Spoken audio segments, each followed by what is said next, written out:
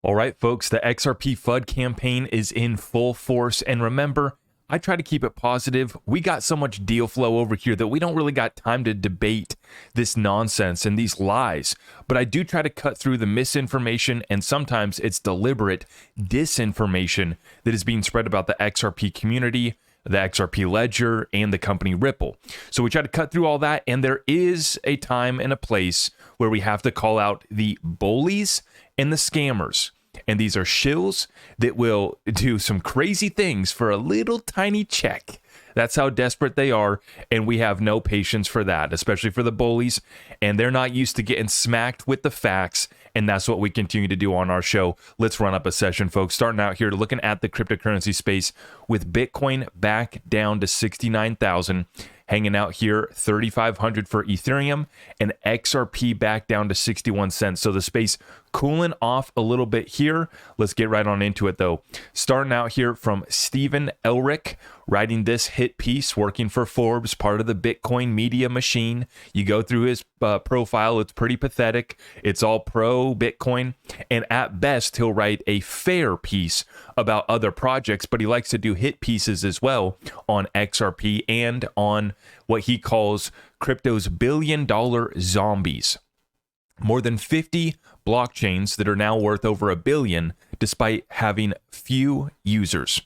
Now, the unfortunate part about this is if you actually fact check it and compare Bitcoin to XRP, as Mikkel points out right here, this so-called researcher, right, director of research at Forbes Crypto. This is director of research at Forbes Crypto. How's that program working out? Can't even get simple facts straight. XRP having way more transactions than Bitcoin. And I even see down below here that we even have Cardano community stepping up and fact checking him as well. Didn't look like the research went too deep, but of course, Laura the Shill Shin pulls up and she says that this is an excellent story by Stephen Elric. Yeah, do you guys want to do any real journalism? How about ETHgate? No, you don't want to talk about that. You want to cover up for Vitalik, don't you? And she comes on here to post this. This is part of the article. I'm not going to pay for Forbes, paywall. So thankfully, Laura the Shill Shin posted this here with her little silly face emoji. Oh, it's so silly. Let's make fun of Ripple XRP. Even though the fact that this article is just dead flat wrong on how the XRP ledger works. Last year, Ripple's XRP, well, first off, it's not Ripple's. It's a decentralized ledger. Stop the lies. Earned a mere $583,000 in fees processing transactions on its network. That's not how it works. How can you be the director of research and not understand this simple aspect of the XRP ledger? It is absolutely pathetic and embarrassing. In Wall Street parlance, that would give XRP a price to sales ratio of 61,689. Nvidia, the market's hottest stock with a market capitalization above 2 trillion and revenue of 61 billion, has a price to sales ratio of 37. Well, they're struggling to figure out how this works. They're going to be struggling to figure out when XRP does go to these higher prices. Oh, how did XRP garner a market cap into the trillions? How is this possible? Well, we'll actually be able to back that up because we have real utility and liquidity value. So when you go to apply these price to sales, metrics, when you go to apply market cap to an asset that's primary function is liquidity, it's a completely different equation. But clearly you can see in this article, they didn't take the time to even understand how the XRP ledger works. No fees are collected. Fees are burned. That is XRP that is gone forever. Unlike in Bitcoin, right, where you pay expensive fees to use that slow and efficient network. And this is all part of the Bitcoin media machine. And we see it time and time again. Digital Asset Investor says, same Ripple hit piece playbook right here from Laura the Shill Shin. Remember this one that she put out? She used to work for Forbes. I don't know if she still does. She spends most of her time just shilling whatever projects come across her table, across her desk. No real journalism actually taking place over there. Soft pieces and soft layups passed off to Vitalik Buterin, and no real questions were asked ever. But nonetheless, remember this one. Meet the crypto billionaires getting rich from Ripple's XRP. Oh, yeah. See, this is the problem. They hate us because they ain't us. It's just like the SEC. Go read the SEC's brief, and it's all about how successful Ripple's business is. And these people can't stand it. They can't stand that Ripple and Brad and the team are making boatloads of money while the XRP ledger remains completely decentralized. There's nothing that they can do to stop this. The growth of XRP, the XRP ledger, and the utilities that are coming. Meanwhile, Ripple and Brad are enriching themselves, absolutely. And it's not off the backs of the XRP community like so many of them tried to say. No, it's because they've built real products. They have real services. And XRP is the heartbeat of Ripple. And they're not dumping on retail. We've destroyed that FUD narrative, as we know that Q3 2019 is when programmatic sales ended. So they've only been selling XRP to institutional partners that want to use XRP for utility. Don't confuse the facts. Stop the FUD. And once again, this isn't the end of it. It's only going to pick up from here, folks. Now we got Joshy Jake. Little Joshy, you already know this little guy. Yesterday, he puts out a video saying, sell your XRP for these altcoins instead if you actually want to make money. You know, this guy, it's funny. He's, and remember, I'm not here to beat up on these little guys. I really am not. You got a little platform. You do little deals. That's great. That's cool. I love it. Great. What I don't have any patience for, any sympathy for, and what I will call out is the shilling of the rug pulls and the scams with no remorse, no consideration. It's just, oh, let's forget about this one. Oh, we didn't see this one coming. But I will say this, Josh has never built a platform for himself. He was part of the Crypto Night group until that group failed. They had a good little deal going where during the last bull run, they were able to make all their money shilling all these projects. Now he actually has gone to work for BitBoy Crypto's former company. XRP. Where is it at? See, he's in this little warehouse. This is the what formerly was BitBoy Crypto. I don't know what they call their program now. They're struggling to stay relevant, but they got this warehouse here. And so he walks around making his little cute videos here. But never forget, when Jake and Blockchain Boy showed you the second largest rug pull of 2021. Folks, the only bigger rug pull in 2021 was Lil Uzi Vert's rug pull. If you don't know who that is, he's a very famous rapper. He's the only one that had a bigger rug pull than Joshua Jake and Blockchain Boy with their little evolved apes $2.1 million rug pull. Never forget. That wasn't enough. So this is how this works, guys. This is how folks get dumped on. Evolved Apes paid them over $50,000. I think it was $75,000 to promote the project. But that wasn't enough for the greedy little guys who demanded another $100,000. That's right. They were paid $50,000. Then they go back to the project and say, oh, wait, we actually want another $100,000 to push and shill this project. That's when the deal fell apart and the anonymous developer ran off with all the money, over $2 million gone. How's that program working out, bud? And that wasn't the only one. Sounds like the programs are working great, down 99%. Huge shout out to Echo the Truth for reminding us of Paradox Metaverse, another rug pull. Time and time again. Launchpad for the Tarot ecosystem. I think yes. Luna is only going to get bigger. How is your program working out? And this is what little guys like Joshy Jake do. They go to the Launchpad, they get early tokens, and then they dump on their community. And they wonder why they can't stay relevant. They wonder why they are just little guys and will never have a serious platform until they, cleanse themselves of their sins, ask for forgiveness. And by then, I think it's going to be too late. And honestly, I'm just going to say this. I believe what the feds usually do with criminals is they let them build the case. They let them continue the crimes because they want it to be big. They want them to commit more and more, and they fuel them.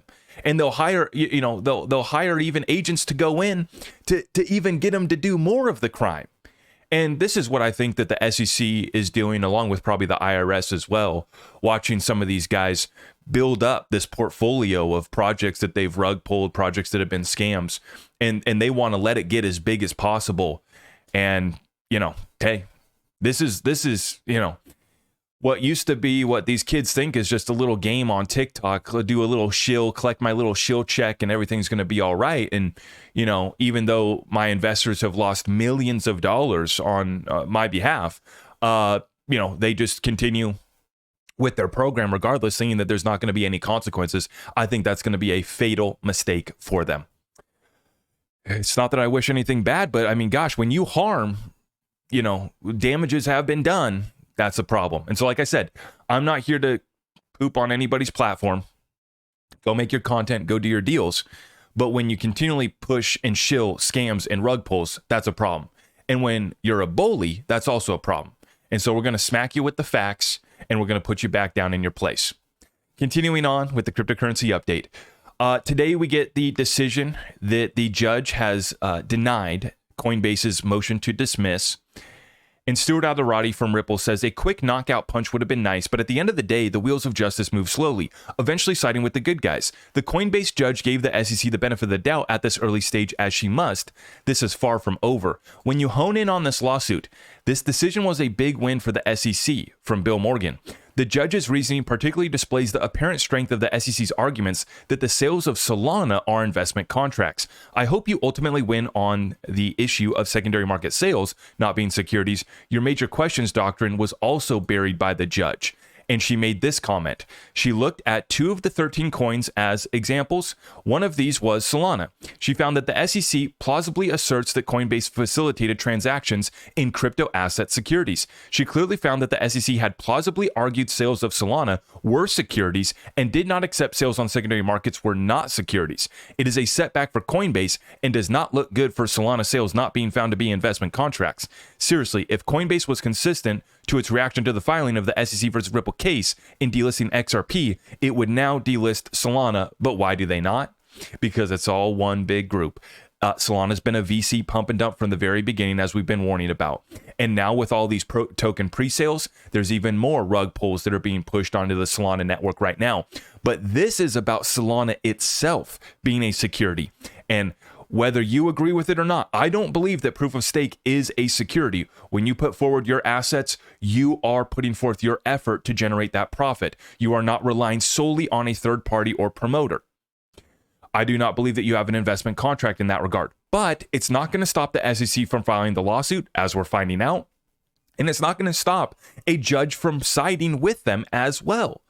And so the whole space wants to come after us in the XRP community. That's fine. If it was done in a respectful way, that'd be great. If it wasn't done by paid shills that have absolutely destroyed their community, that'd be fine, right? But it's coming from the paid shills. It's coming from the Bitcoin media machine, and they're just dead wrong about what they're saying about XRP. But where are they on ETHgate? Where are they on Ethereum? Where are they acknowledging the fact that Solana might be a security as well? That all of proof of stake might be a security as well. And now we need to get together and support them. And we all need to sing Kumbaya, gather around and do our little dance and support Ethereum and Solana as they fight the SEC, even though they kicked on us and spit on us when we were being attacked by the SEC. It's completely hypocritical, and I have no sympathy for these people. None. We fought like heck against the SEC, and we've won. This is what I've been saying. They hate us because they ain't us. Okay? Not only did we defeat the SEC, now we have a massive amount of utility. Now the fundamentals look better than ever for XRP, and we're the only digital asset with legal clarity as not being a security. Is it a currency, a commodity? We don't know. We don't have the official declaration from Congress. We don't have rules from Congress, but for now, as a matter of law, we know that the precedent has been set in the U.S. court systems that XRP in and of itself is not a security. You cannot say that about any other project. And if you thought you were in the clear in Solana, you would be sadly mistaken, and you should go look at this case because they're moving. Just like they are in the Kraken case as well, where they're saying that these are underlying assets are securities, and most of them are proof of stake. Good luck. God bless.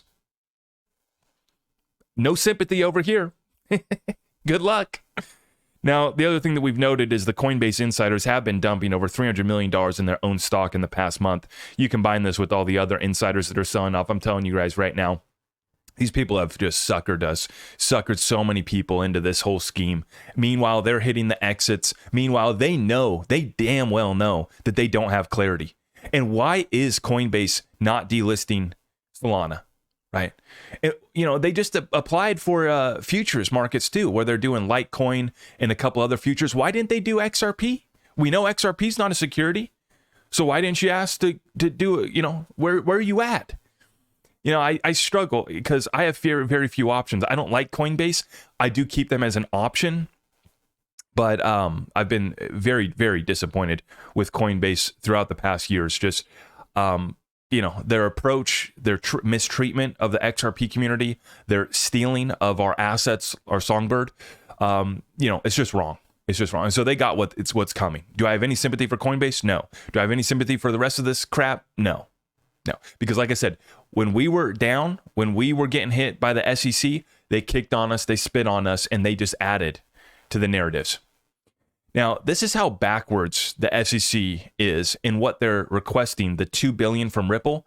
This is how backward this is, folks. The SEC wants $2 billion from Ripple, which would require Ripple to sell a lot of XRP, causing the price to drop, hurting the retail holder, you.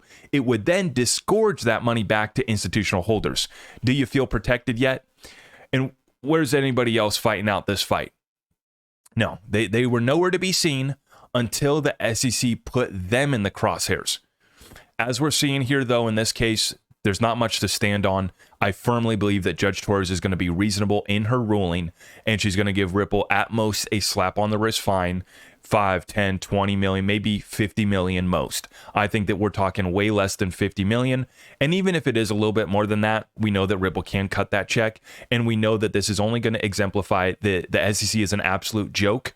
And, the whole issue that we've been bringing up here, now the rest of the crypto space is starting to find out. The good news is that Ripple can cut that check and still survive. And we're still thriving. And the XRP Ledger community is still thriving and growing and accelerating. So while the rest of the space is full of crap, uncertainty, and the cloud now hangs over Ethereum, Solana, and all these proof-of-stake networks, the sun is shining brightly down on us over here in the XRP community, and the truth will set you free, just as it has done for us, and it's only going to continue to get better from here, folks. The fundamentals continue to look better than ever. Don't worry about today's price action. Just focus on the fundamentals, the clarity that we have, and what we have building over here. It is absolutely massive. With that being said, if you guys appreciated this update, you guys already know what to do. Appreciate you guys so much. I'll see you in the next one. God bless you all.